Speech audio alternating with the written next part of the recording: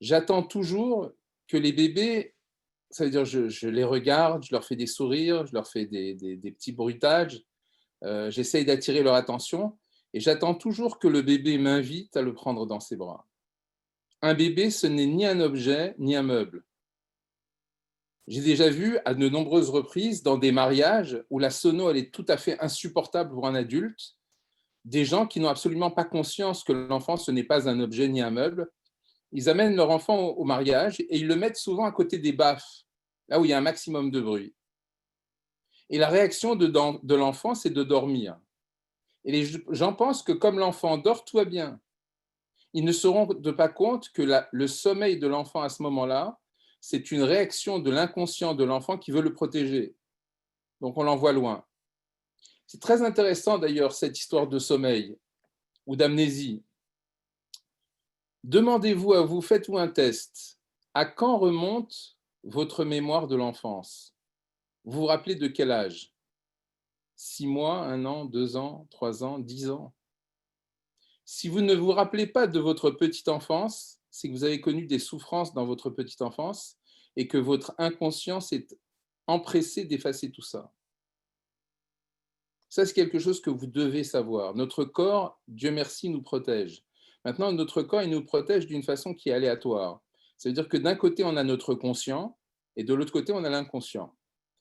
On a une maîtrise très relative sur le conscient, on n'a aucune maîtrise sur l'inconscient. Sinon, je peux vous dire que de perdre du poids, ce serait facile. Arrêter de fumer, ce serait facile. Arrêter toute addiction, ce serait très facile. Vous comprenez? Mais notre inconscient, il est là pour nous guider, pour nous aider, mais parfois il le fait de façon tout à fait destructrice. Parfois, pour l'inconscient, mourir, c'est la meilleure solution. Et c'est souvent la cause des maladies dégénératrices ou des cancers, etc., etc., etc. C'est une forme de renoncement à la vie. Et c'est une forme de renoncement qui n'est pas, bien sûr, programmée par le conscient. C'est l'inconscient qui vient programmer certaines choses. Et ces choses-là, on nous les a appris dans l'enfance. L'éducation, c'est une programmation exactement de la même façon qu'on programme un ordinateur. Et il faut le savoir que quand vous programmez un enfant, il faut le programmer pour le rendre heureux, pas pour le rendre malheureux. Et là-dessus aussi, j'ouvre une parenthèse. Il est absolument impossible de rendre une personne heureuse. C'est une question personnelle, le bonheur. Si vous mettez à l'intérieur de l'enfant les graines nécessaires à ce qu'il se développe de façon heureuse et optimiste, il y a de fortes chances qu'il se développe de façon heureuse et optimiste. Et encore, vous n'avez aucun contrôle sur son vécu. Donc, ce que vous allez impacter sur l'enfant, ce sont des éléments positifs qui vont lui permettre de se développer. Mais vous ne savez pas ce que l'enfant vit. J'ai reçu chez moi, il y a quelques années, une jeune femme à l'époque, elle avait 27 ans. Elle a un jour été, à Chamichmor, elle a un jour été violée par 3 garçons. Elle n'a jamais rien dit à sa mère. Elle a gardé ça pour elle. Il y a 2 questions. Première question, c'est pourquoi n'a-t-elle rien dit à sa mère? Pourquoi n'en a-t-elle pas parlé à ses parents? Pourquoi n'a-t-elle pas porté plainte? Parce qu'elle s'est dit que la réaction de ses parents risquait d'être excessive et que ça risquait de lui attirer plus de problèmes qu'autre chose. Et la deuxième question, c'est comment se fait-il, moi, mon enfant, il rentre à la maison, si je vois qu'il est tourmenté, mais je me rends compte tout de suite. Pourquoi? Parce que j'observe mon enfant. Et donc, quand je vois mon enfant tourmenté, je vais essayer de savoir pourquoi il est tourmenté, sans lui faire subir un interrogatoire, bien sûr. En observant, en parlant, en faisant une ouverture, en lui disant je suis là, je suis près de toi, je vois bien qu'en ce moment c'est pas terrible, est-ce que je peux t'aider? Et je vais lui répéter jusqu'au moment où je verrai que l'enfant est prêt à être aidé. Vous comprenez? On ne peut pas rendre une personne heureuse, impossible. On peut faire plaisir, oui, souhaiter le bon anniversaire, offrir des cadeaux, etc. Mais rendre une personne heureuse, c'est impossible. Par contre, on peut réunir autour de la personne les conditions qui lui permettront à lui de développer cette faculté d'être heureux. Aujourd'hui, la plupart des parents pensent que éduquer un enfant, c'est lui apprendre certaines règles de vie qui tournent autour de la courtoisie, qui tournent autour de la politesse, qui tournent autour de la Yirat Hashem, qui tournent autour de l'apprentissage de la Torah, parfois de façon agréable, épanouissante, parfois à coups de poing, c'est moins agréable, c'est moins épanouissant, ok. Mais bon, ils pensent que c'est ça le rôle des parents. En Seitaï, le rôle des parents, c'est de rendre l'enfant indépendant. Et en Seitaï, on définit l'indépendance comme étant la faculté de faire le bon geste au bon moment. Je vous donne un exemple. J'ai eu le coup de fil aujourd'hui d'une de mes étudiantes qui me raconte que son bébé, qui doit avoir quelque chose comme 1 an ou 1 an, ouais, un peu plus d'1 an, son bébé, quand elle mange, elle jette tout par terre. Mais elle veut manger seule. Elle veut manger seule. Si la mère prend la fourchette pour lui donner à manger, la petite s'énerve. Alors elle me dit, vous comprenez, elle fait un caprice. Mais non, ce n'est pas un caprice. Un bébé qui jette la nourriture par terre, ça fait partie de son développement personnel. Un enfant qui fait des bêtises, il ne fait pas des bêtises, il expérimente la vie. Un adolescent qui fait soi-disant des bêtises, en vérité, il expérimente la vie. Et un adolescent, il va se retrouver dans une situation où il va devoir expérimenter la vie par rapport aux données qu'il a reçues de ses parents. Si les données que les parents lui ont transmises, elles le satisfont, il n'ira pas forcément faire des expériences personnelles par lui-même dans des domaines qui sont parfois limites. Vous comprenez? Mais s'il n'a pas confiance dans ses parents, et s'il se dit ils ne me comprennent pas, ce qui arrive mais très très très très souvent, eh bien il ira faire ses expériences. Et c'est tout à fait normal, et mieux que ça, c'est tout à fait légitime, même si ça ne convient pas aux parents. Donc ça, ce sont des choses qu'il faut intégrer et savoir. Et vous ne pouvez pas empêcher un enfant ou un adolescent de faire ses expériences.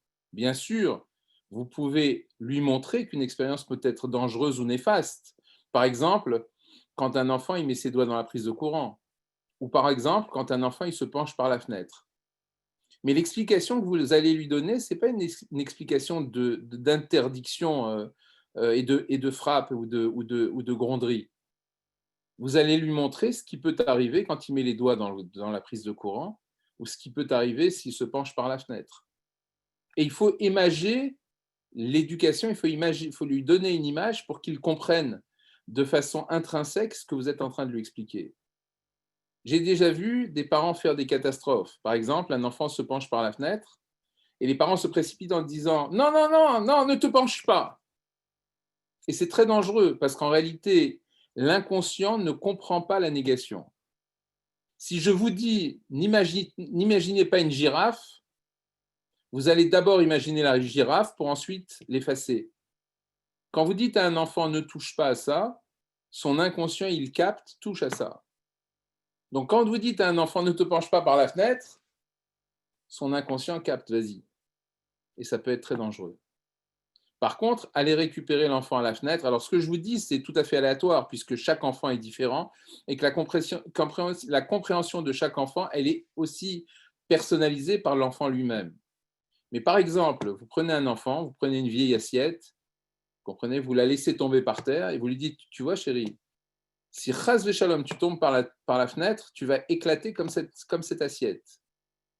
Ça, c'est des choses que l'enfant, il capte et il comprend, parce que c'est imagé. Parce que quelque part, vous lui montrez que son expérience, elle est dangereuse. C'est beaucoup mieux qu'une interdiction. Donc, pour en revenir à mon étudiante qui me dit ma fille, elle jette tout par terre, je lui dis mais laisse-la faire. Tu la mets sur sa chaise, tu lui donnes son assiette et laisse-la se débrouiller. Et si au finish, elle a faim parce qu'elle n'arrive pas à manger toute seule, il n'y a aucun problème. Elle te demandera ton aide. Et c'est que à ce moment-là que tu viendras l'aider. Et de cette idée que je viens de vous révéler, j'ai envie de vous dire quelque chose.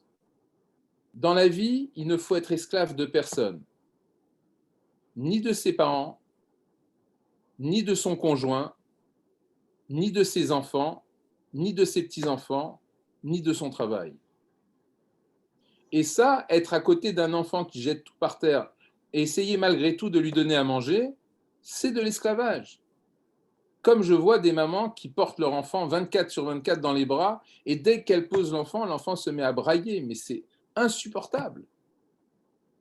Alors vous avez 2 stratégies. Première stratégie, garder l'enfant dans les bras et on se relaie entre le mari, la femme et malheureusement, souvent le frère aîné ou la sœur aînée qui, eux, vraiment ne se comprennent pas ce qu'ils ont à faire dans cette histoire-là.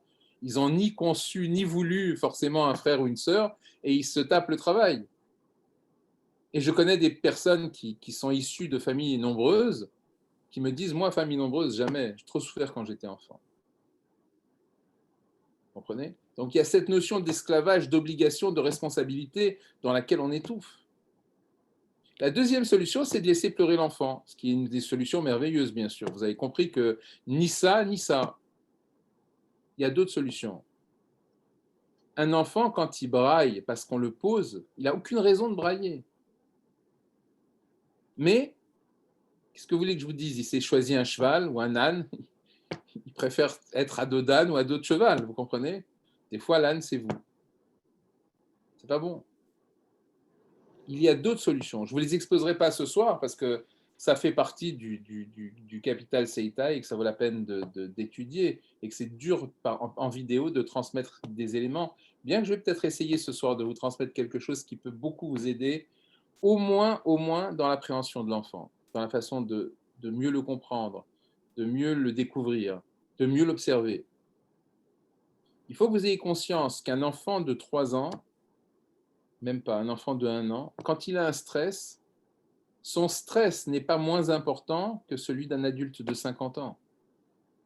Bien sûr, aux yeux de l'adulte de 50 ans, c'est rien.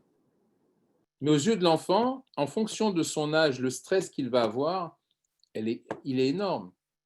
Voyez un adolescent qui tombe amoureux et qui vit une rupture sentimentale. Vous croyez que sa rupture sentimentale, elle est moins aiguë, elle est moins forte que la rupture sentimentale d'un adulte? Bien sûr que non.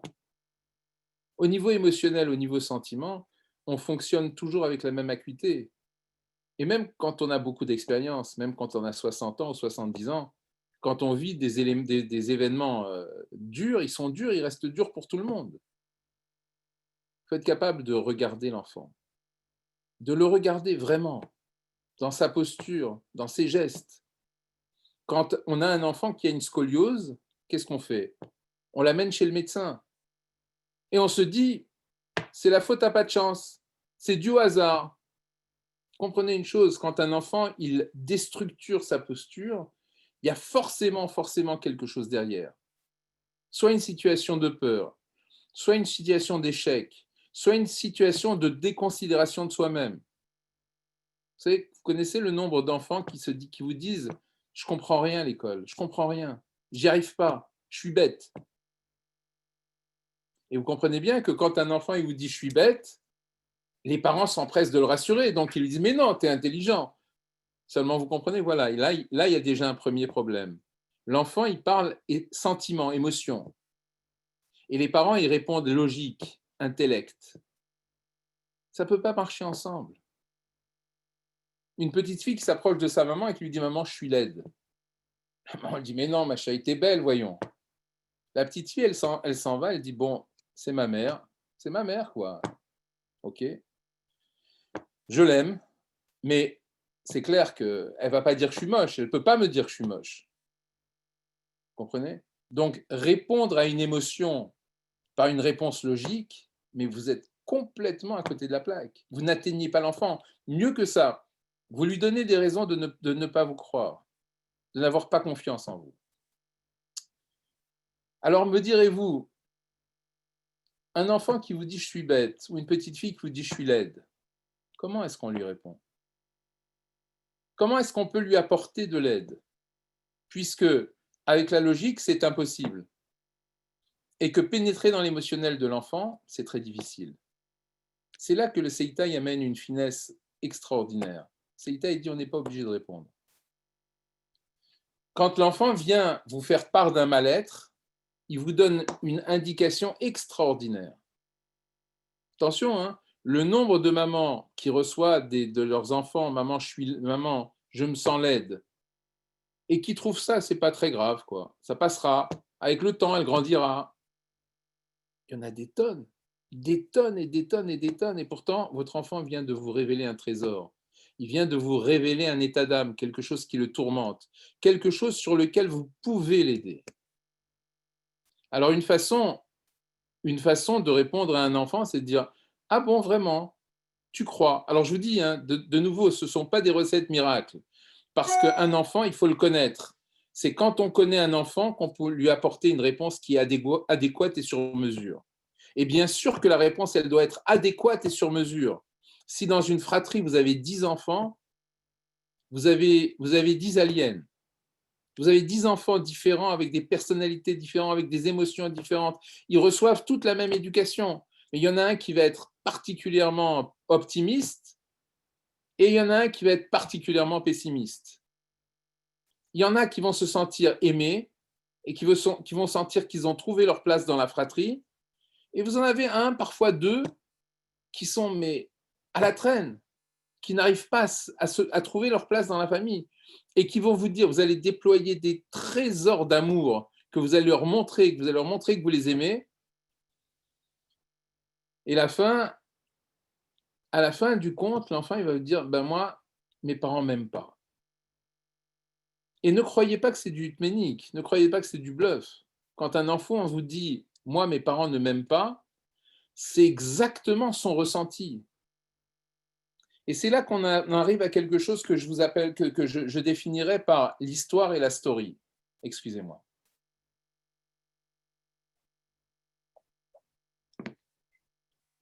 L'histoire et la story, c'est la chose suivante.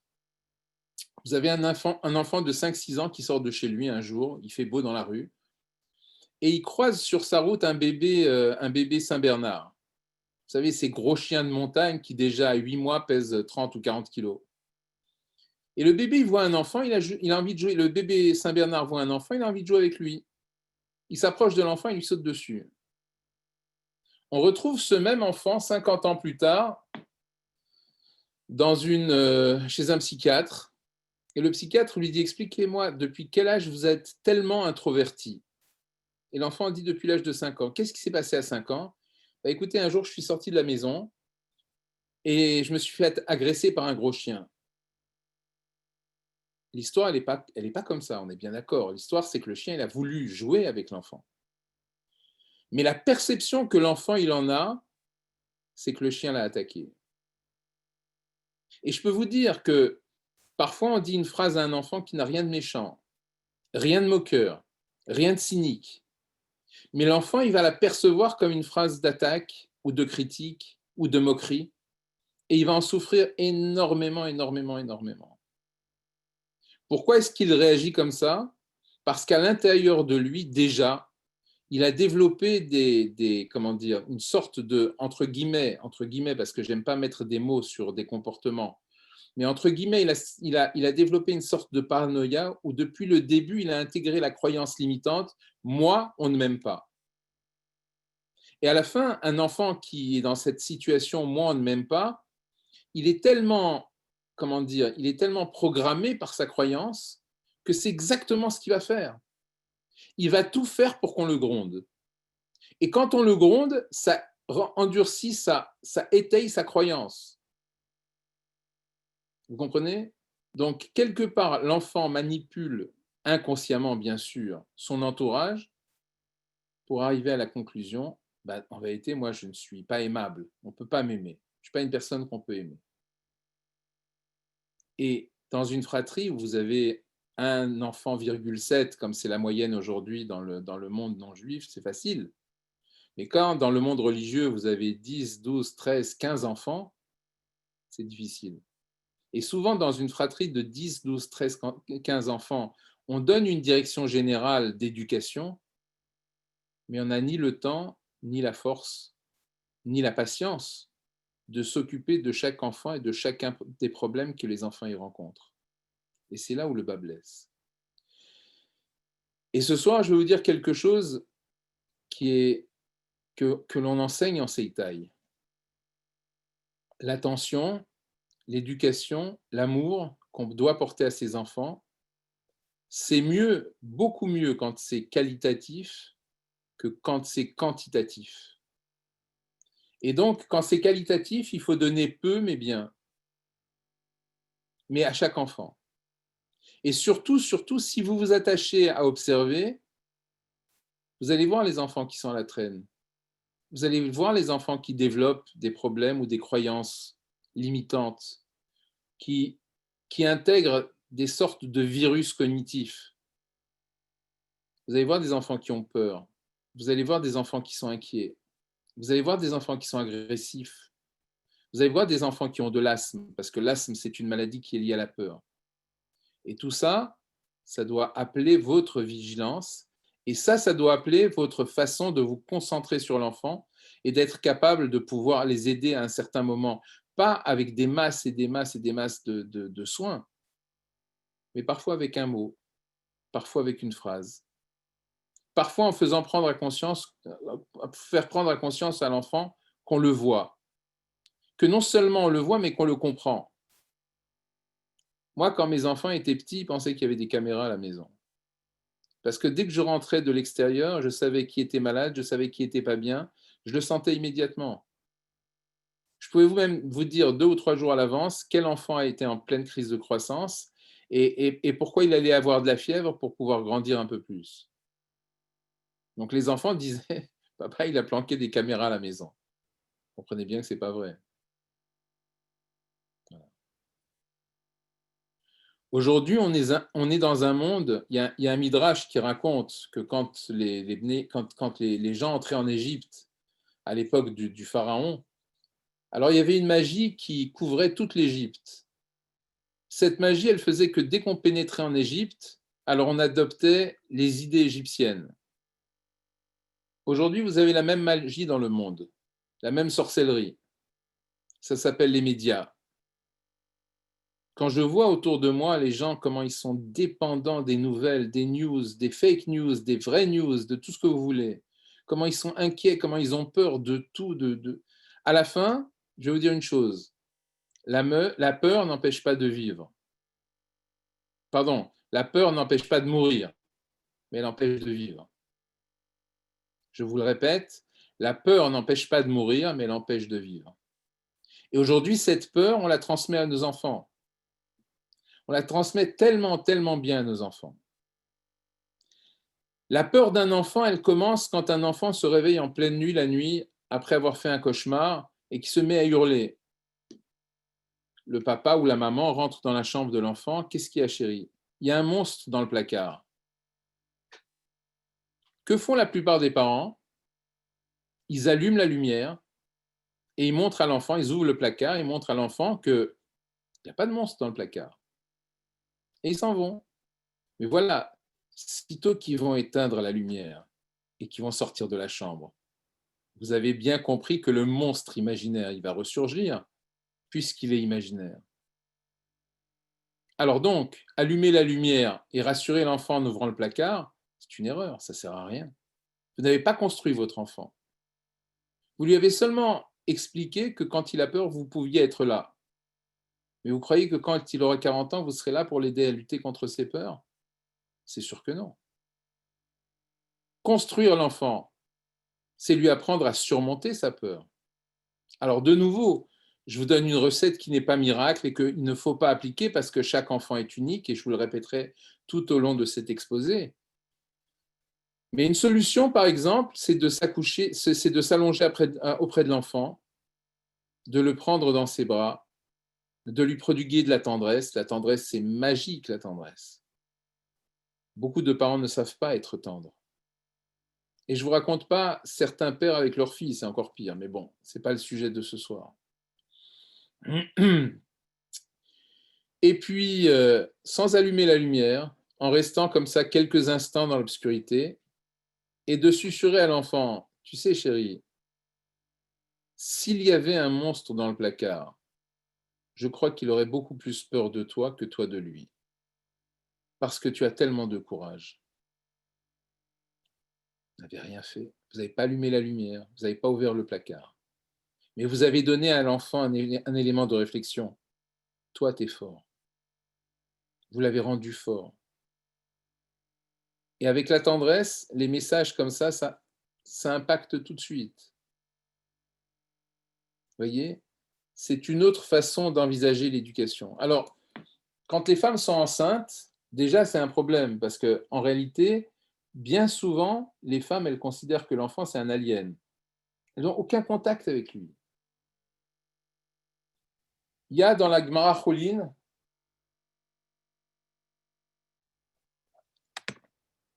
une histoire assez extraordinaire. Les Havdil, hein, je fais absolument aucune comparaison entre la femme et la vache, Razvé Shalom. Mais la Gemara, elle nous amène un élément de réflexion qui est très, très intéressant. La Gemara raconte qu'on prend une vache, on ne s'est pas rendu compte qu'elle est enceinte, et on lui fait la shrita. Et quand on dépèce la vache, il y a un veau qui sort et qui commence à gambader et à brouter de l'herbe. La Gemara dit qu'on peut manger ce veau sans lui faire la shrita. Alors comment on le tue, ça c'est un problème technique et c'est pas important. Mais on peut manger ce veau sans lui faire la shrita. Autrement dit, la Gemara, elle pense de façon tout à fait intelligente et raisonnée qu'en vérité, tant que le veau il est dans le ventre de la vache, il fait partie des membres de la vache. Quand une femme elle est enceinte, un enfant il est complètement intégré dans son métabolisme. D'ailleurs, souvent une femme elle est en manque de fer parce que l'enfant il lui pique son fer. D'accord? Donc un enfant il est complètement intégré dans le métabolisme de la maman, au même titre qu'un membre comme la main, le pied, le bras ou les organes. Et il y a un échange parce que le cerveau de l'enfant, il est très actif dans le ventre de la maman.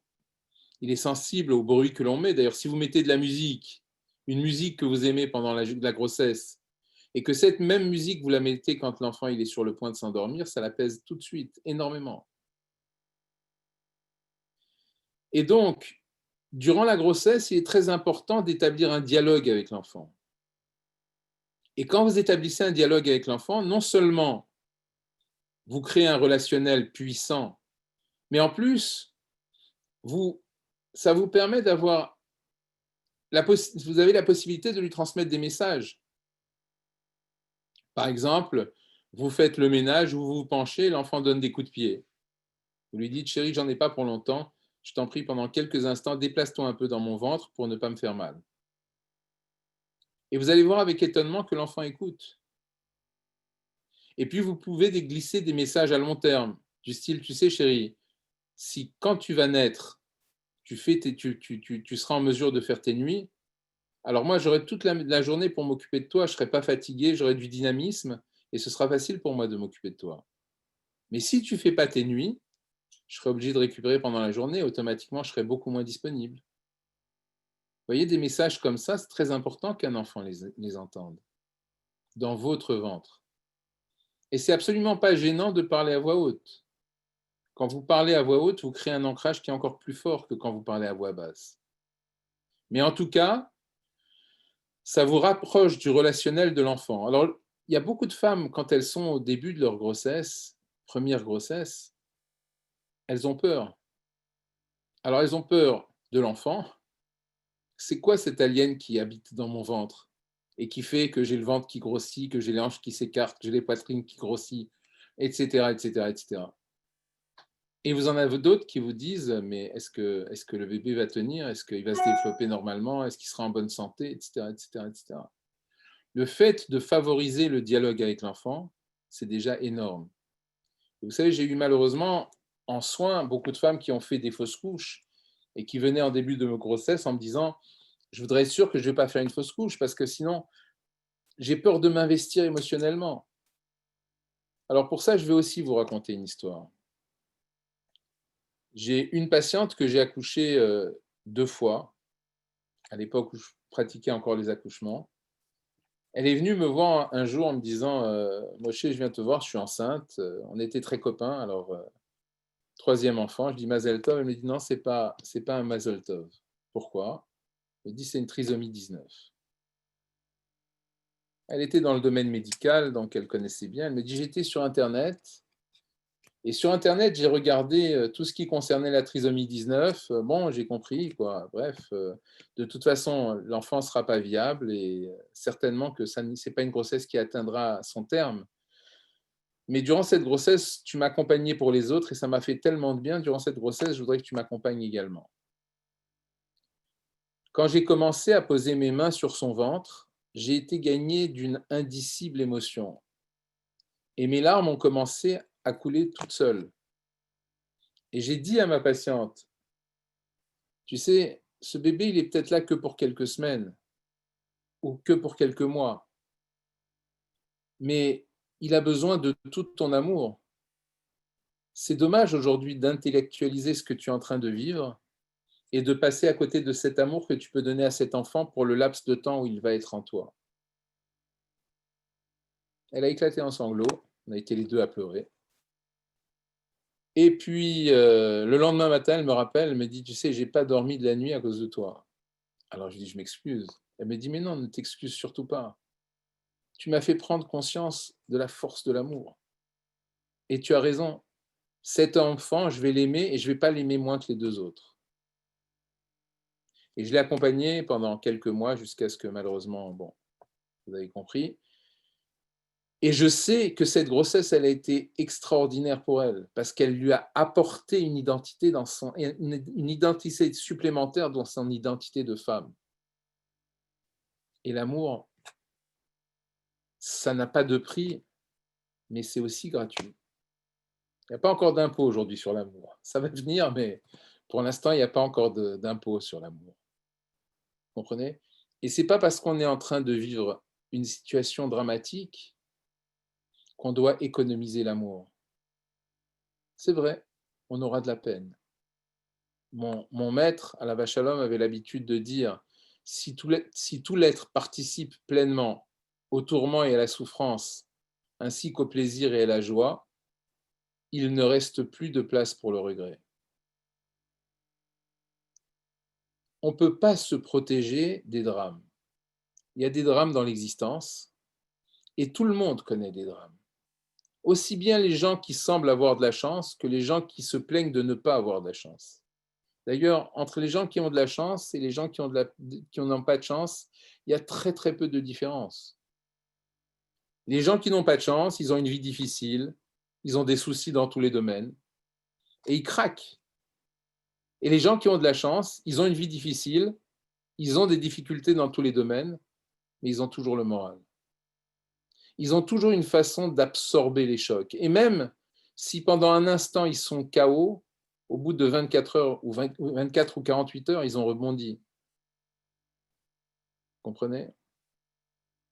Et ça, c'est la base de tout. Sachez une chose, l'éducation, ça ne sert à rien de dire à un enfant, dis bonjour, dis s'il te plaît, dis merci. Ça ne sert à rien. Un enfant, l'hygiène, oui, il faut être intransigeant sur l'hygiène.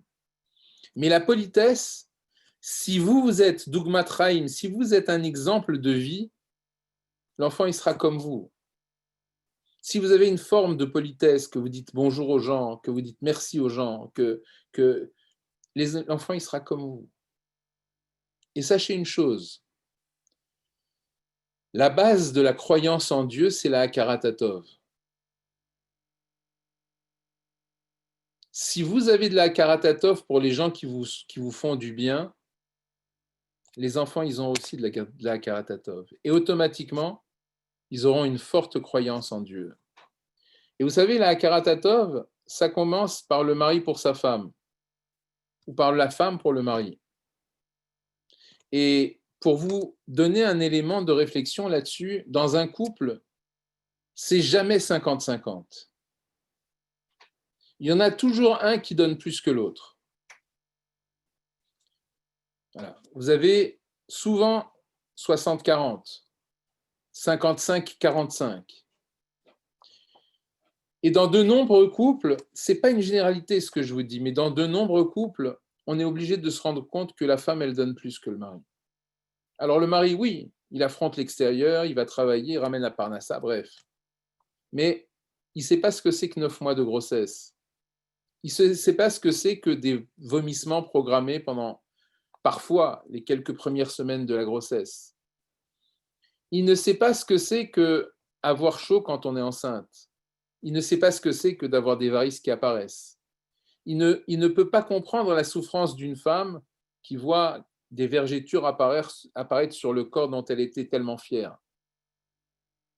Et il ne peut pas comprendre quand la femme, elle accouche, vous savez, c'est en réalité, c'est même si elle est contente au bout de 9 mois, elle dit ah, Baruch Hashem, ça y est, fini. Elle est contente d'avoir accouché.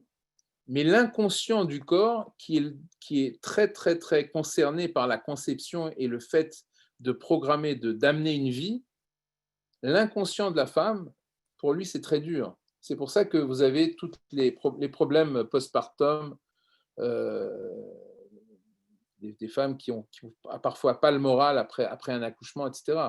C'est un peu comme quand une femme elle a ses règles, mais 100 fois plus fort. Baby blue, etc. Bref. Un homme ne peut pas comprendre ça, même s'il a suffisamment de finesse pour avoir la compassion nécessaire et pour accompagner sa femme, ne peut pas souffrir à sa place. Donc je vous disais, dans un couple, c'est jamais 50-50. Et c'est pas grave. C'est pas grave.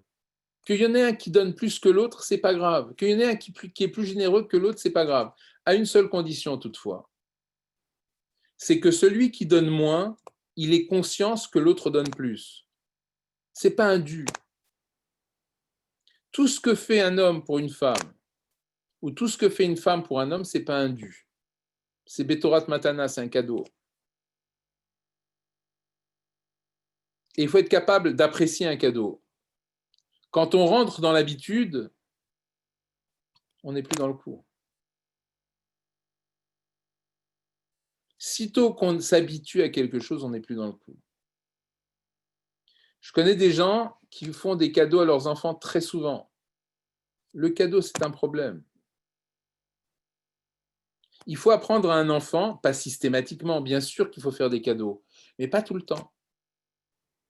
Sitôt qu'on a besoin d'exprimer l'amour par un cadeau, c'est que la qualité de notre amour, elle n'est pas terrible. Ça ne veut pas dire qu'il ne faut pas faire de cadeaux, hein, surtout un homme à une femme. Moi, je suis très partisan pour que les hommes ils fassent des cadeaux à leurs femmes. Vous comprenez? Mais pour un enfant, ça ne doit pas être systématique. Parce qu'il faut apprendre à un enfant à mériter ce qu'il a. Et si vous apprenez à un enfant à mériter ce qu'il a, un enfant, il aura besoin de se surpasser dans l'existence. Il aura besoin de prendre, par exemple, un travail qu'il va aimer, qui va le passionner, qui va le stimuler, qui va lui permettre d'avoir une excitation de ce qu'il fait. Que ce soit dans le Limud Torah, il doit y avoir une chayout. S'il n'y a pas de chayout, à quoi ça sert? Mais va travailler dans ces cas-là. Ou que ce soit dans un travail quotidien que l'on va faire. Quand j'étais jeune, pour voyager avec mon maître, alors c'était très dur parce qu'à l'époque, je mangeais cachère, j'étais peut-être moins religieux qu'aujourd'hui, mais je mangeais cachère, je faisais Shabbat, c'était très très dur. Il voyageait en Suisse, en Italie, en Espagne, c'était pas évident du tout. J'amenais des conserves avec moi. Et comme il se passait énormément de choses dans le restaurant avec les élèves, ils me demandaient de venir au restaurant. Donc au restaurant, je ne mangeais pas, je me contentais de prendre une boisson en regardant les autres manger. Et quand je rentrais dans ma chambre d'hôtel, j'ouvrais mes boîtes de sardines pour essayer de calmer la faim qui s'était accumulée durant ce laps de temps. Vous comprenez? Donc, quand je voyageais avec mon maître, pour payer les voyages, je faisais des petits travaux de manutentionnaire. Alors, à l'époque, j'enseignais le karaté, au Hachem, ça me ramenait une parnassa. Et pour pouvoir faire face aux frais d'hôtel, etc., je faisais manutentionnaire. Un jour, j'arrive dans une société. Alors, j'avais une mission de 1 mois chez eux. Donc, j'arrive dans la société. Bon, c'était un lundi matin. Tout le monde faisait la gueule. Alors, je m'approche de la secrétaire. J'avais eu cet emploi par un ami qui avait appuyé ma candidature. Et tout de suite, j'avais eu un bon contact avec la secrétaire. Alors, je lui demande, il y a un mort, il y a quelqu'un qui est mort? Elle me dit, ben non. Je dis, pourquoi ils font tous la tête? Elle me dit, vous n'avez pas compris, c'est lundi matin. Vendredi, vous avez bien compris, tout le monde était heureux. Ah, je lui dis, c'est parce que c'est le week-end. Elle me dit, ah, oui, oui. Dans ma tête, je me suis dit, mais quelle vie de... Mais quelle vie de zut! C'est-à-dire, du lundi au vendredi, tu es mort et tu commences à vivre le week-end. Mais qu'est-ce que c'est que ça? Je veux jamais faire un travail qui m'angoisse à ce point-là. Moi, je veux faire quelque chose qui me passionne, qui me stimule, qui me rend créatif, qui me donne envie de rêver, de partager mes rêves.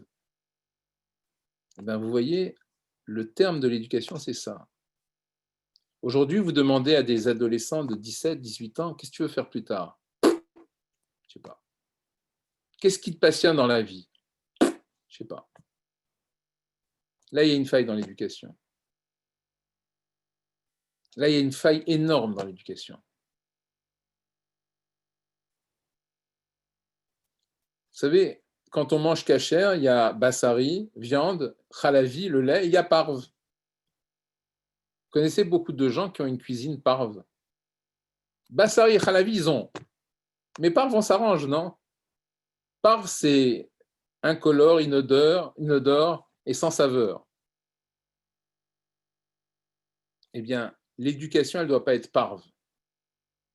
L'éducation, elle doit être chaude, elle doit être varme, elle doit être chaleureuse. Un enfant, il doit être rempli de passion, un enfant, il doit être rempli d'idées, un enfant, il doit être créatif. Vous vous rendez compte qu'aujourd'hui, les jeunes ne lisent plus? Alors, je vous passerai, parce que je ne veux pas rentrer en marloquette, je vous passerai le nombre d'écoles qui raturent en noir sur des livres, des choses qui font partie de la vie, sous prétexte de tsniout. Où est-ce qu'il est écrit qu'un enfant doit le bloquer? Où est-ce qu'il est écrit qu'un enfant ne doit pas lui parler des choses de la vie? Après, il y a une façon d'en parler. D'accord? Mais dans ces cas-là, ne choisissez pas des livres où vous allez raturer bêtement des choses qui, ça ne rime à rien, c'est complètement idiot. Bref, un enfant, il faut lui apprendre à développer la joie. C'est écrit dans la Torah. Ivdu et Hashem besimcha uftov levav. On doit servir Dieu avec joie et avec un bon cœur. Si une personne elle est triste, comment voulez-vous qu'elle soit joyeuse et comment voulez-vous qu'elle ait un bon cœur? Et vous remarquerez, la Torah n'a pas donné la recette magique. C'est-à-dire que c'est à nous de chercher, c'est à nous de trouver. C'est à nous d'être excitants pour les enfants.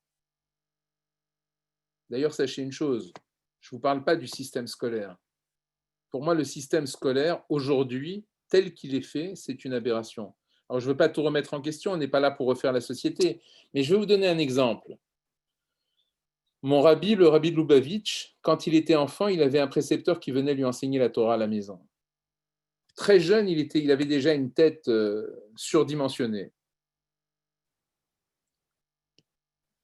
Et quand il étudiait, il ne pouvait pas s'asseoir, il étudiait debout.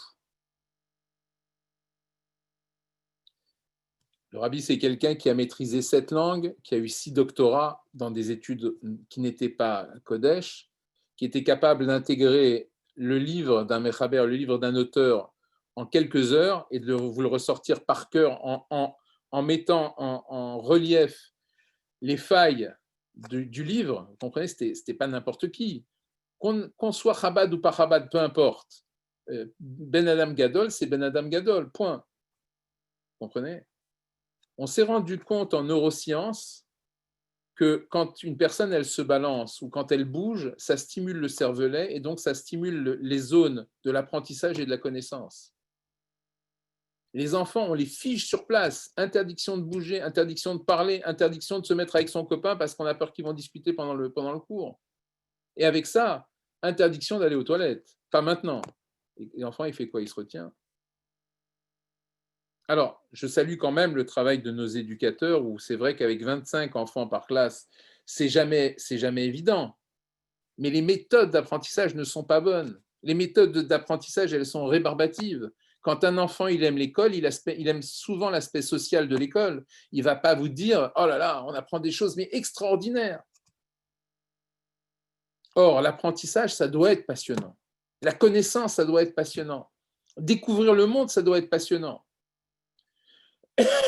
Un professeur qui va être capable de stimuler la curiosité de ses élèves et la motivation de ses élèves, c'est un éducateur. Même si l'essentiel de l'éducation, ça se passe à la maison. Mais vous comprenez bien que l'école, elle joue un rôle important. C'est comme cette entreprise dans laquelle j'ai travaillé où les gens faisaient la gueule du lundi au vendredi et qui sortaient joyeux le vendredi. Quand les enfants vont à l'école, oh, encore l'école, c'est terrible. Un enfant, il devrait dire à sa mère, mais maman, je veux aller à l'école. Je m'éclate trop à l'école. On apprend tellement de choses, c'est merveilleux le savoir. Voltaire disait, la connaissance libère, le savoir libère. Donc l'école, elle doit rendre nos enfants plus libres. Elle doit leur ouvrir un champ extraordinaire sur leur avenir, sur ce qu'ils veulent faire plus tard, sur ce qui les intéresse, sur ce qui les motive. Et je vais vous dire, il n'y a pas de carrière rentable ou pas rentable. Les gens passionnés, ils se débrouillent toujours. Les gens éteints, l'argent, ce n'est pas un moteur. L'argent, c'est une conséquence. Plus vous êtes compétent, mieux vous allez gagner votre vie. Plus vos enfants sont passionnés, développent des compétences dans le domaine qu'ils choisissent, plus ils seront équilibrés dans leur vie.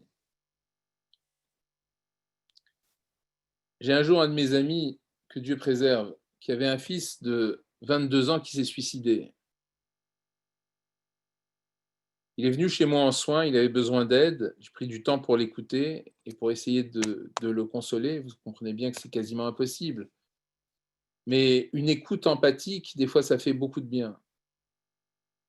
Il m'a dit 2 choses que j'ai retenues qui m'ont pas plu du tout. Première chose, il avait tout pour être heureux. Mais qu'est-ce que tu en sais du bonheur de ton enfant? Quand un enfant, il a tout pour être heureux, ça veut dire que le bonheur est assimilé au matériel? Qu'est-ce que ça veut dire, il avait tout pour être heureux? Quand tu me dis il avait tout pour être heureux, ça veut dire que tu ne connaissais pas ton enfant. Si tu avais connu ton enfant, tu aurais su qu'il n'est pas heureux.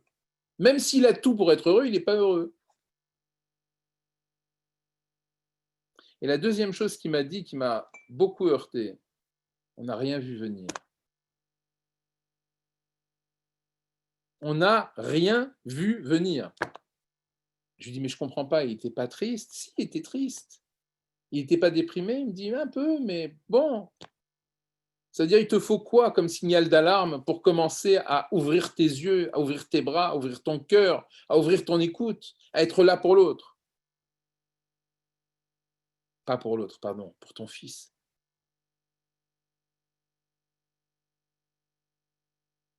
J'ai lu il y a quelques années une série de livres qui s'appelle Chicken Soup for the Soul. Je crois que c'est traduit en français par Soupe de poulet pour l'âme.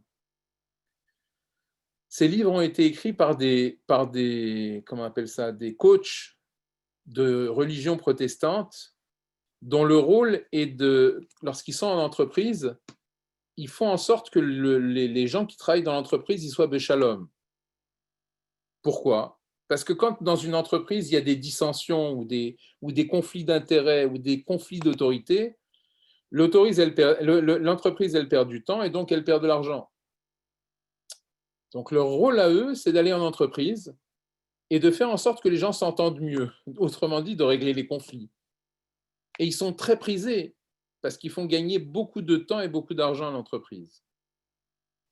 Et bien sûr, ils s'adressent aux gens là-bas en groupe, mais ils s'adressent aussi aux gens de façon, comment dire, individuelle. Et ils ont, ils ont glané, chaque personne avec laquelle ils s'entretenaient, elles se sont ouvertes à eux et ils ont glané des histoires qui sont extraordinaires. C'est des histoires qui ne sont pas très longues, qui font 2-3 pages. Une de ces histoires, je vais vous la raconter parce qu'elle est hautement édifiante. Ça se passe en début d'année dans une faculté aux États-Unis, je ne me rappelle plus dans quel état, dans quelle ville. Il y a un jeune homme, on va l'appeler Steve, il voit un autre jeune homme qui a les bras chargés de livres et qui rentre chez lui avec tous ses livres. Et il s'avère que cet autre jeune homme, qu'on va appeler Alan, il habite exactement le même immeuble que Steve. Et Steve le voit, comment dire, trébucher, et les livres se répandent au sol. Donc Steve s'approche de Alan et il dit à Alan, écoute, on est voisins, est-ce que tu veux que je t'aide? Et Alan dit, avec plaisir. Et comme ça, ils font la route ensemble. Quand ils arrivent chez eux, donc Steve monte avec Alan pour lui donner les livres, Alan le fait rentrer chez lui, ils échangent, ils prennent un pot, ils commencent à discuter, ils s'amusent ensemble. Bref, ils deviennent copains. Tout au long de l'année, Steve et Alan vont partager une belle amitié. Ils vont sortir ensemble, ils vont aller au cinéma ensemble, ils vont réviser les cours ensemble. Et l'année se passe comme ça. À la fin de l'année, Alan dit à Steve, il faut que je t'invite au restaurant parce que j'ai quelque chose de très, très, très important à te dire. Et les voilà partis au restaurant.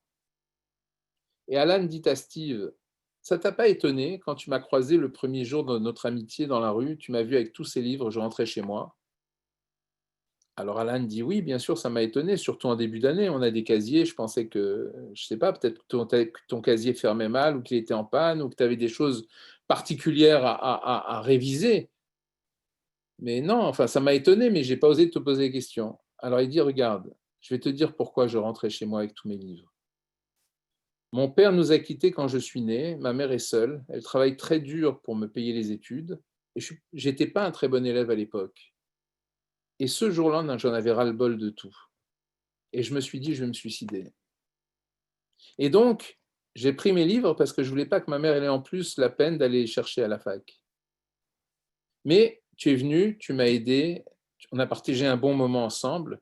Quand tu as quitté chez moi, je me suis dit, mais je suis pas fou, moi. Mais je vais me mettre au travail, je vais commencer à travailler, je vais m'y mettre, je vais surmonter. Et tu m'as accompagné par ton amitié tout au long de cette année. Et donc, en conclusion, je voulais te dire que tu m'as sauvé la vie. Une histoire anodine, mais regardez le résultat de cette histoire.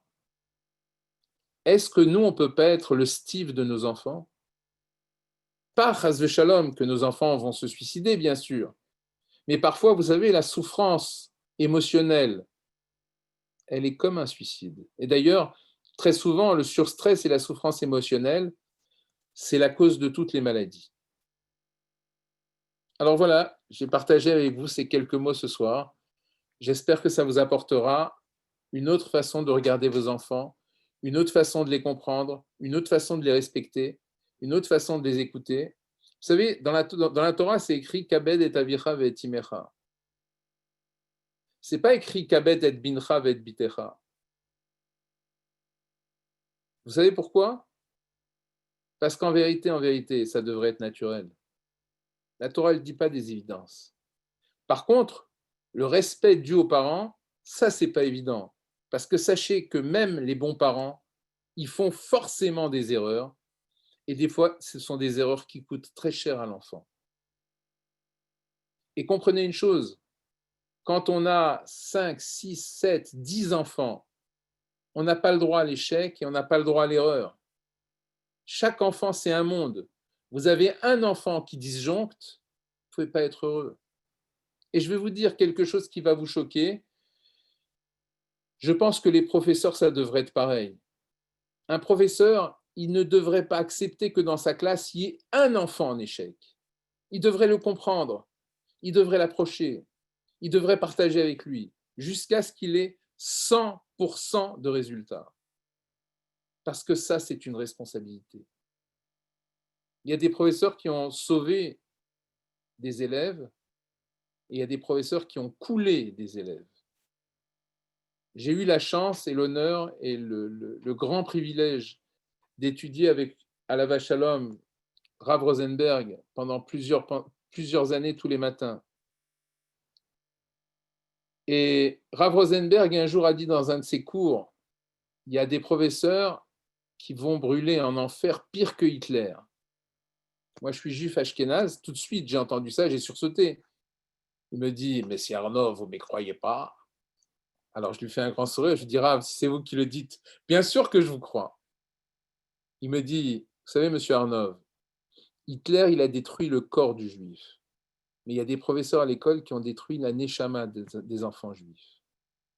Et ce jour-là, j'ai compris son message. Alors, que des professeurs par inadvertance, par ignorance, par impatience, par peur de l'élève, il ne soit pas toujours à la page, c'est une chose.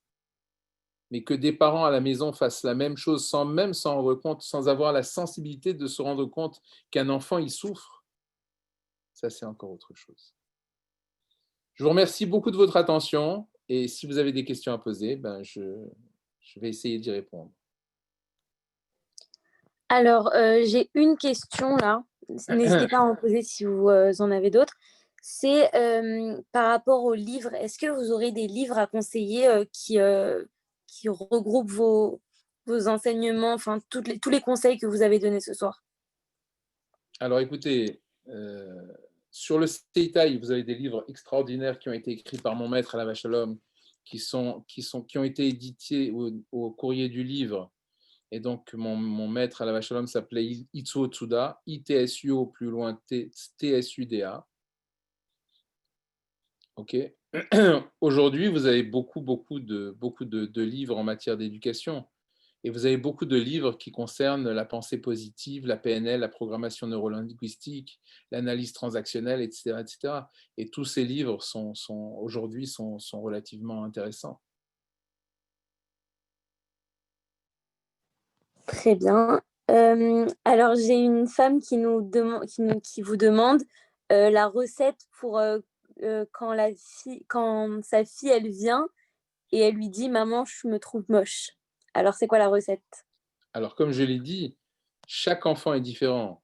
Donc, chaque enfant, il faut trouver un mode d'expression qui va lui correspondre. Mais ceci étant dit, la petite, elle vous dit « je suis moche », ça veut dire, quelque part, c'est une indication qu'elle vous donne que quelque part, elle a besoin d'être mise en valeur. Donc, sur le coup, il faut s'étonner. Ah bon, vraiment? C'est ce que tu penses de toi? Ah, c'est intéressant. Mais après, il faut tout mettre en œuvre pour essayer de changer son mindset. Et par exemple, vous avez des occasions, par exemple Shabbat, vous allez lui acheter une belle robe, une belle paire de chaussures, vous la coiffez.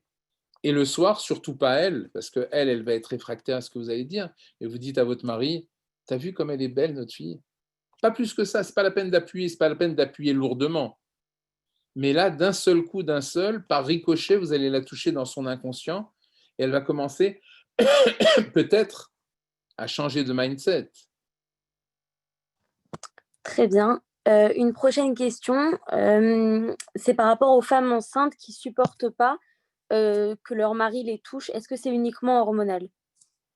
Alors, pas forcément. Chez les femmes enceintes, il se passe beaucoup de choses. En Seitai, on apprend au mari à participer de façon très très étroite à la grossesse, notamment par le dialogue. Je vais vous raconter une histoire, une petite anecdote. J'avais un jour un couple du Maroc qui m'était envoyé par le Rav Ben Chetrit. La femme avait très mal au dos. Des gens très très mignons, ils venaient d'arriver du Maroc. Et bon, ils sont venus pour le dos de l'épouse. Et on est resté comme ça en relation pendant plusieurs mois. Et puis, au bout d'un an ou deux, il m'appelle un jour, il me dit en larmes, il me dit, Monsieur Arnov, ma femme, elle m'aime plus. Je lui dis, comment elle vous aime plus? Il me dit, Monsieur Arnov, je vous garantis, elle peut plus me supporter, elle peut plus me voir, elle peut même plus me sentir. Je lui dis, ah bon? Mais elle me dit, ce matin, elle me dit, je me lève, elle me dit, mais casse-toi, tu pues. Et il pleure, et moi, j'éclate de rire. Il me dit, ça vous fait rire? Je lui dis, chas shalom, ça me fait pas rire du tout. Mais regarde, j'ai une bonne et une mauvaise nouvelle pour toi. La bonne nouvelle, c'est on va raccrocher, tu vas rentrer dans une pharmacie, tu vas acheter un test de grossesse, 99,99% que ta femme elle est enceinte. Et la mauvaise nouvelle, elle va être insupportable pendant 3 mois et toi, il faut l'accompagner du mieux que tu peux. Il faut être tendre avec elle. Elle va t'envoyer sur les roses, c'est pas grave. C'est pas grave, c'est juste du métabolisme. Alors ça l'a apaisé. Le lendemain matin, il m'a appelé, il m'a dit, vous avez raison, ma femme elle est enceinte. Mazal tov, mazal tov. Ok, donc normalement, une femme enceinte, il faut lui foutre une paix royale. La Gemara raconte la chose suivante. Une femme enceinte, elle passe devant un restaurant, on est en train de cuisiner, un restaurant taref, bien sûr, on est en train de faire griller du bon cochon. Et puis, elle est alléchée par l'odeur. La Gemara dit, elle ne doit pas passer son chemin. Elle doit s'arrêter, elle doit rentrer dans le restaurant et on doit prendre un morceau de paille, une brindille de paille, et on doit lui faire griller du bon cochon. Et puis, elle est alléchée par l'odeur. La Gemara dit, elle ne doit pas passer son chemin. Elle doit s'arrêter, elle doit rentrer dans le restaurant et on doit lui faire, on doit prendre un morceau de paille, une brindille de paille, et on doit lui faire griller du bon cochon. tremper dans la sauce du cochon et lui faire goûter. Et la Gemara, elle dit, si ça ne suffit pas, il faut prendre un morceau de pain, le tremper dans la sauce du cochon et lui donner à manger. Et ça, si ça ne suffit toujours pas, il faut carrément lui couper une tranche de porc et lui donner à manger.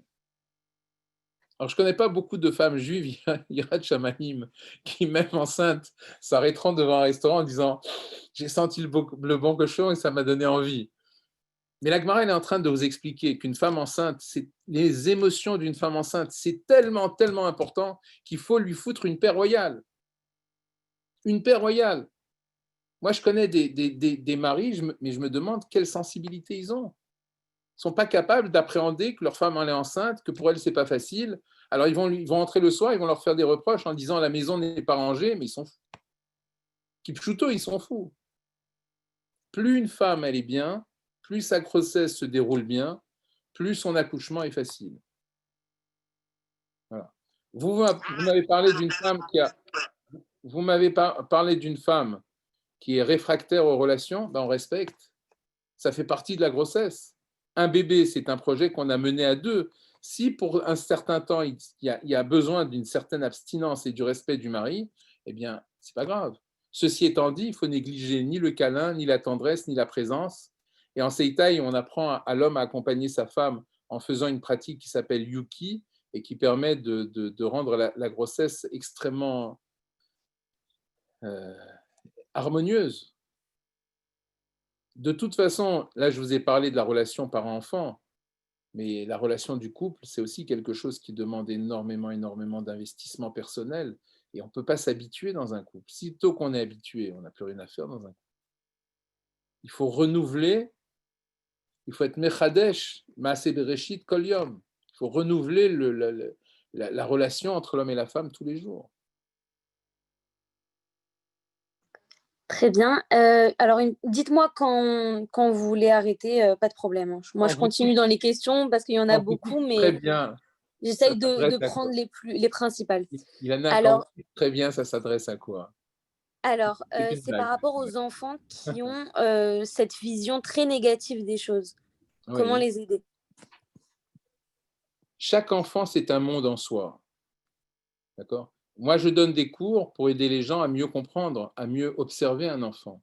Un enfant, c'est dans sa croissance qu'on voit comment il évolue et qu'on voit de quelle façon il appréhende les choses. Un enfant, sitôt qu'il commence à se lever, il y a énormément de détails qui apparaissent dans son conditionnement. Le combat d'un enfant, c'est de trouver sa place. Comprenez bien. Par exemple, dans une famille, il y a un enfant, puis il y a un deuxième enfant qui arrive. Un Mazel Tov. Mazel Tov pour tout le monde, sauf pour l'aîné. Pour l'aîné, on lui a piqué sa place. Alors peut-être pas 100% de sa place, mais au moins 70% de sa place. Le bébé, il pleure la nuit, on s'occupe du bébé. Le bébé, il mange, maman lui donne elle l'allaite, donc, etc. Bref, il a le sentiment d'avoir perdu quelque chose. Dans ma famille propre, j'ai vu des gens dire « Oh, mais qu'est-ce qu'il a celui-là, il est devenu jaloux. » Bien sûr qu'il n'est pas jaloux. Il vient de perdre 50% de son chiffre d'affaires, de son salaire en amour, en tendresse et en attention. Bien sûr qu'il n'est pas jaloux. Il ne sait même pas ce que ça veut dire le mot jaloux. Vous comprenez? Maintenant, être fils unique, c'est une épreuve. Mais être dans une fratrie de 5 ou 6 enfants, c'est aussi une épreuve. Parce que dans une fratrie de 5 ou 6 enfants, vous allez avoir un enfant qui va se démarquer des autres parce qu'il aura un leadership. Soit qu'il aura une facilité extraordinaire à communiquer avec les gens, il sera mignon, il saura se faire des amis, il saura se faire aimer, et vous en avez un qui va être timoré, timide et complètement replié sur lui-même. Et bien sûr que les parents ne peuvent pas forcément aider l'enfant qui est timoré. Ils peuvent l'aider, mais pas forcément, parce qu'ils ne peuvent pas se mettre à sa place. Donc, apporter à l'enfant les éléments qui vont lui permettre de retrouver un conditionnement positif, c'est tout un travail. Et quand il y a 7, 8, 10 gosses, les parents n'ont pas forcément ni le temps, ni la force, ni la sensibilité de remarquer les détails. En Seitai, on enseigne aux gens à regarder les détails, tous les détails. tous les détails. Et je ne veux pas trop en parler ce soir, mais quand vous avez des parents qui s'imaginent qu'un enfant il ne va pas passer par la phase puberté, mais ils sont fous. Ils sont complètement débiles. Bien sûr qu'un enfant il va rentrer dans la puberté, et bien sûr, Baruch Hashem, parce que c'est aussi un signe de bonne santé, et bien sûr qu'à un moment donné, il va se retrouver confronté à des sécrétions hormonales qui vont provoquer chez lui du désir, et que si on ne les accompagne pas à ce moment-là, ce n'est pas l'école qui le fera, il n'y a que les parents qui peuvent accompagner les enfants pour franchir cette phase qui est une phase difficile dans leur vie. Vous savez le nombre de jeunes qui sont venus me dire, Monsieur Arnaud, moi je suis Chayav Karet plusieurs fois, parce qu'on ne les a jamais accompagnés, parce qu'on ne les a jamais briefés dans leur vie de jeunes, et que d'un seul coup, ils avaient leurs idées bien établies et qui se retrouvent dans le marasme, dans le séisme de la puberté, avec écoutez, le désir sexuel qui apparaît et dont on ne leur a jamais parlé. C'est exactement le Inyan l'Ifne Ever Altiten Mirchol. Un enfant, il a besoin qu'on lui parle, il a besoin qu'on l'accompagne, il a besoin qu'on lui montre qu'on le comprend. C'est la moindre des choses. Ok, merci beaucoup. Une prochaine question, elle concerne les peurs. Comment accompagner les peurs des enfants en tout genre? Peur d'aller à la douche, voilà, plusieurs types de peurs. Alors, un enfant qui a peur, c'est un enfant qui a un manque au niveau de son énergie. Vous comprenez? Ça ne sert à rien de rassurer intellectuellement sur des émotions. Par contre, faire pratiquer à un enfant des exercices de respiration tous les jours, ça oui, ça fait partie intégrante de l'éducation. Éduquer un enfant, c'est physiquement, psychologiquement, émotionnellement, à tous les niveaux. On ne peut pas sauter une étape. Donc vous avez des respirations, quand vous faites respirer un enfant tous les jours, peut-être que ça peut lui, pas peut-être, ça va lui donner beaucoup d'assurance.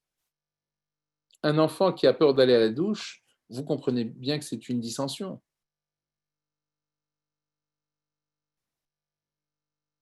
Ok, merci beaucoup. Beaucoup de questions qui se rejoignent. Je vais essayer de la synthétiser en une. C'est concernant le milieu scolaire en ce moment. C'est vrai que c'est compliqué autant pour les profs que les parents, et alors encore plus, j'imagine, pour les enfants qui ont eu plus de 8 mois confinés, où ils ont pris beaucoup de retard. Comment faire? L'histoire du retard, elle est très subjective. Un enfant intéressé, il est capable de vous lire un livre en une nuit. Vous comprenez? Aujourd'hui, on a inversé le rôle. Les parents essayent de faire comprendre à leurs enfants que quand ils étudient, c'est pour rassurer les parents. C'est pour faire plaisir à papa et maman. Maman, je t'ai ramené un vin. C'est pas vrai du tout. On s'en fout des notes. Expliquer à un enfant que quand il apprend, ça va le rendre libre. Ça va lui ouvrir une vision sur le monde. Ça va lui permettre d'acquérir la connaissance. Je ne suis pas contre. Et ça me fait toujours rire quand je vois des enfants qui connaissent 100 Mishnayot par cœur et que vous leur demandez de vous en expliquer une, ils sont complètement incapables de le faire. C'est important de connaître par cœur, oui, parce que ça développe la mémoire, parce que ça développe le muscle de la mémoire. Mais si l'enfant il s'arrête à la connaissance extérieure sans rentrer dans la connaissance intérieure, qu'est-ce qu'on a gagné? On n'a rien gagné. Vous comprenez? Un enfant, il faut l'éduquer en profondeur. Et en profondeur, prenez déjà les matières dans lesquelles l'enfant il se sent à l'aise. Et donnez-lui un chizouk dans les matières dans lesquelles il se sent à l'aise. Sitôt qu'il se sentira très puissant dans une matière, peut-être qu'il abordera d'autres matières avec beaucoup plus de sérénité et d'enthousiasme. Et surtout, rendez l'enseignement intéressant. Quand vous abrutissez les enfants de contrôle et de devoirs, ils ne les comprennent même pas. Alors que si vous demandez à un enfant, tiens, viens, on va voir ce que tu as compris, et que vous l'interrogez, d'un seul coup, ça devient un jeu. Vous avez un psychologue israélien qui s'appelle Tal Ben-Shahar. Tal Ben-Shahar, il a fait Harvard, c'est quelqu'un qui habite aujourd'hui en Israël. Il a écrit des livres sur le bonheur. Dans un de ses livres, il dit la problématique, elle commence dès que les parents disent d'abord tu fais tes devoirs et après tu joues. Donc déjà, Il y a le travail rébarbatif et il y a le jeu agréable. Il dit, mais c'est complètement débile. Faites en sorte que l'apprentissage, ce soit ça le jeu. Ce soit ça le vrai jeu de l'enfant. Quand un enfant il comprend que l'apprentissage, c'est ça le jeu, il est très motivé d'apprendre. Mais quand il est dans un système d'obligations permanentes, mais qui aime les obligations permanentes? Bien sûr qu'on en a, mais vous pouvez prier par obligation ou vous pouvez prier parce qu'à un moment donné, vous avez un rendez-vous privilégié avec Dieu et que c'est votre rendez-vous à vous. C'est tout. Ça change tout. Très bien. Alors, je pense que vous y avez répondu à la fin de la question, mais j'ai une prochaine question qui concerne le fait d'enseigner aux enfants à être créatifs, à être libres, tout en leur enseignant les contraintes et les limites que la Torah elle impose, la tsniout, le respect du Shabbat, voilà, etc. Alors, puisque vous m'en parlez, je vais vous dire quelque chose. Bien sûr que quand on transmet à nos enfants nos valeurs, on le fait. Si nos valeurs, elles sont séduisantes, l'enfant, il va être séduit. Et même si un jour il s'éloigne de nos valeurs, certainement qu'il y reviendra tôt ou tard. Comprenez? Aujourd'hui, on n'enseigne pas la tsniout. On enseigne aux jeunes filles à être coincées. On abîme la sexualité de nos jeunes enfants et on les rend frigides et coincés. Ça, c'est pas enseigner la tsniout pour moi. La tsniout, c'est la vie. C'est pas le contraire de la vie. Et quand un enfant il a 15-16 ans, il passe par une étape particulière, c'est certainement pas par la répression qu'on va l'aider. C'est important de favoriser et d'écouter les choix de nos enfants et de les accompagner dans leurs choix. Et les accompagner, ça ne veut pas dire forcément être d'accord avec eux, mais ça veut dire établir un dialogue dans lequel on va lui montrer qu'on respecte son libre arbitre à lui. Et quand on respecte le libre arbitre d'un enfant, même s'il fait des expériences qui peuvent s'avérer pas très recommandables, en général, il n'ira pas trop loin et surtout, il reviendra en disant j'ai fait mon expérience et en fait, c'est toi qui as raison. Et sachez autre chose, quand une jeune femme de 16, 17, 18 ans, elle choisit d'avoir un petit copain, c'est très souvent parce que ce qu'elle reçoit à la maison ne la satisfait pas. De tendresse, d'affection, d'écoute et de compréhension. Donc elle passe déjà à l'étape suivante. Donc les parents ont une part de responsabilité dans le comportement de l'enfant. Et ça demande une remise en question personnelle de soi, pas de l'enfant. Très bien. Bon, je pense qu'on va conclure avec une dernière question, parce qu'il y en a beaucoup, beaucoup, mais c'est vrai qu'on ne pourra pas toutes les traiter. La dernière question, elle concerne vos cours à vous. Est-ce que vous pouvez donner un peu plus de renseignements sur ça? On me demande est-ce qu'on peut s'y joindre même s'ils ont déjà commencé?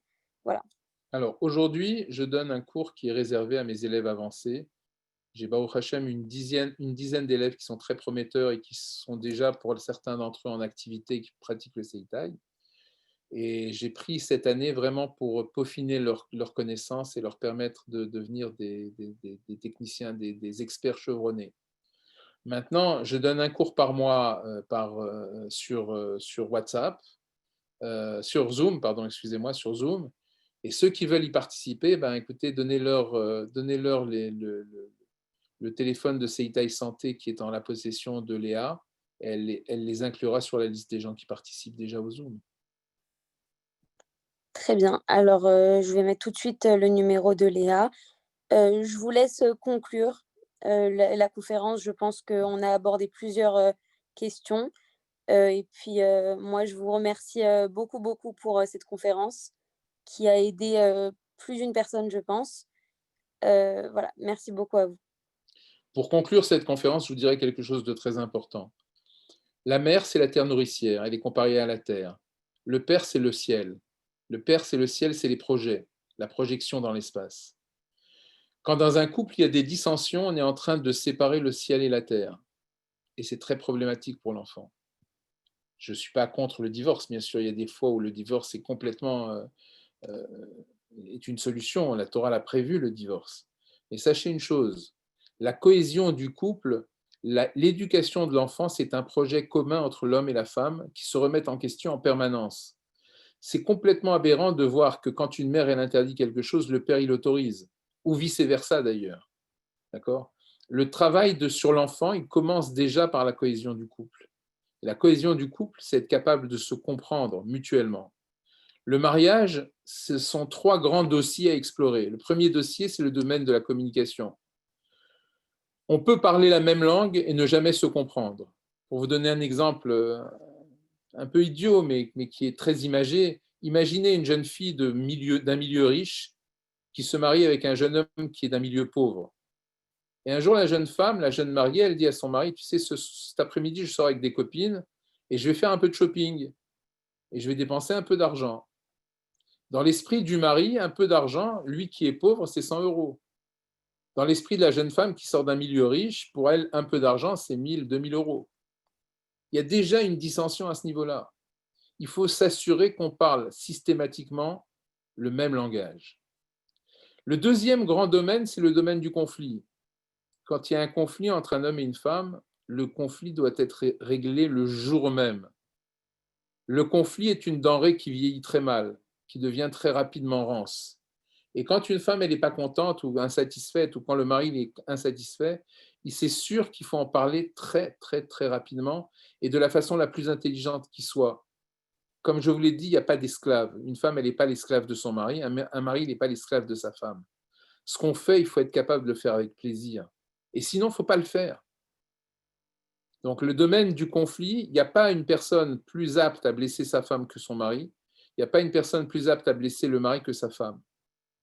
Donc, quand il y a quelque chose qui ne va pas, il ne faut pas être gentil. Il faut être capable de développer le problème tout de suite et d'affirmer ses prérogatives tout de suite et de les régler tout de suite. Et le troisième grand domaine, c'est le domaine de la sexualité. Et en réalité, le domaine de la sexualité, c'est une forme de communication totale, une forme de communication absolue. Dans la sexualité, il y a une communication verbale, il y a une communication émotionnelle, il y a une communication physique, bien sûr, il y a une fusion. Et donc, la sexualité, ce n'est pas un domaine qu'il faut négliger. Donc, autrement dit, il faut apprendre à se comprendre, il faut apprendre à se parler, il faut apprendre à échanger, il faut apprendre à se respecter. Et le respect, ce n'est pas le respect gava, hein. Le respect, c'est je t'écoute. L'écoute, c'est le meilleur des respects. La compréhension de l'autre, c'est le meilleur des respects. Et pour construire un enfant, il n'y a pas mieux que 2 êtres qui s'aiment et qui se comprennent. Parce que s'aimer sans se comprendre, ça ne sert à rien. Merci de votre attention et puis passez une bonne soirée. Je ne sais pas si je dois vous dire Shavua Tov ou Shabbat Shalom, vu qu'on est déjà presque mercredi. Shabbat Shalom alors. Merci Bonne beaucoup, soirée. Shabbat Shalom. Bonne soirée, monsieur Arnaud. Au revoir. Au revoir.